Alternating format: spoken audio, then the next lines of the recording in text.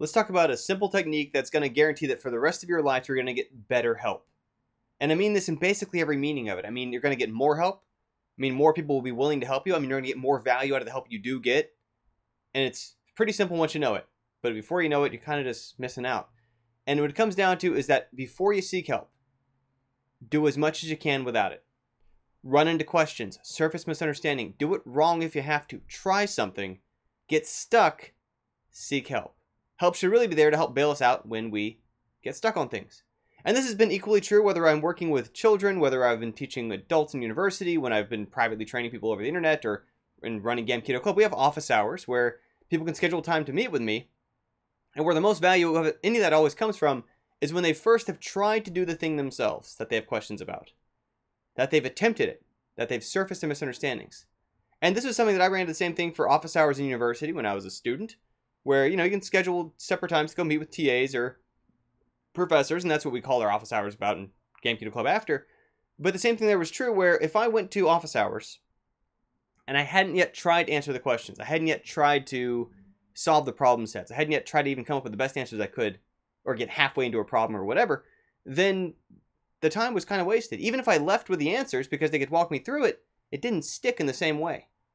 Because what winds up happening is in our attempts, in our struggle, in our uncertainty, even if it's uncomfortable, even if it takes us a bit longer to come up with it ourselves, navigating that uncertainty is what allows us to gradually internalize it, is what allows us to then reflect on what we do and don't understand yet. Where are our questions?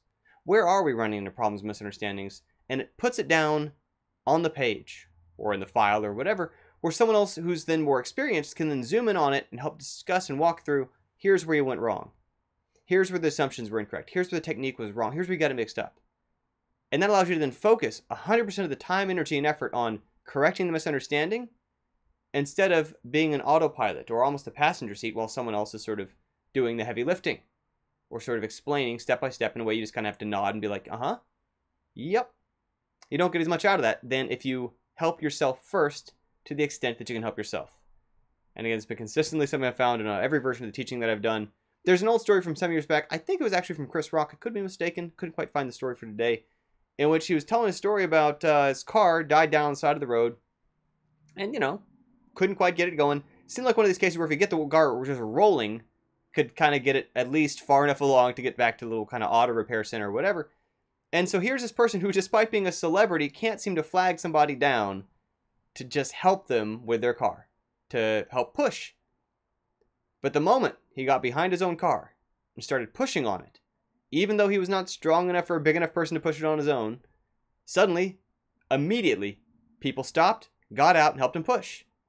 Because people are far more willing to help someone else when they see that they are already helping themselves. That someone's getting much more out of it when they see that someone's also going to be helping themselves in addition to the help that they receive from others. Right? I mean, what if people stopped and he said, hey, will you two push my car?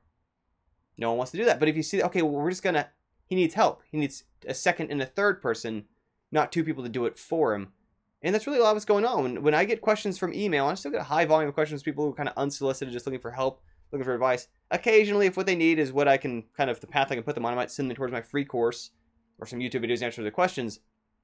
But quite often, if who's contacting me has never done any help for themselves, never attempted anything, never started anything, never shown any effort, then what I know is that any energy I invest into trying to help them from their situation isn't going to help because it's going to stop as soon as my advice stops. Because they're just going to expect someone else to come back in and still push them along and they'll stop. And they're just resisting making progress because they refuse to help themselves.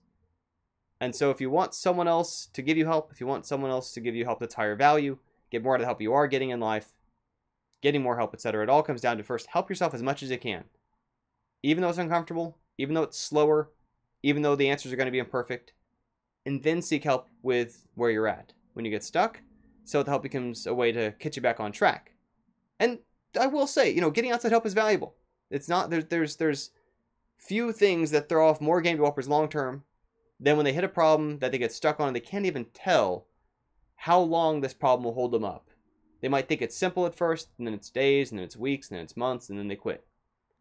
Because they couldn't quite tell how hard this problem was or wasn't. They couldn't even assess should they find a workaround until their morale was so low that they gave up. And that's the sort of thing where help from someone more experienced can help in terms of giving perspective, in terms of talking through, okay, here's why there are dragons if we follow that road. Here's why it's a dead end. Or occasionally, maybe there's just a sort of solution that's right there in the cracks in their specific case that's in sort of their blind spot. They can't quite tell where it is, but nothing on Stack Overflow is going to help them unless it knows them, knows their code, can walk through it with them. And so again, help matters. You can't just help yourself. I think the bootstraps thing is overrated. But you will get more value out of the help you do get, and you'll get more help if you first find as much as you can, how well can you help yourself.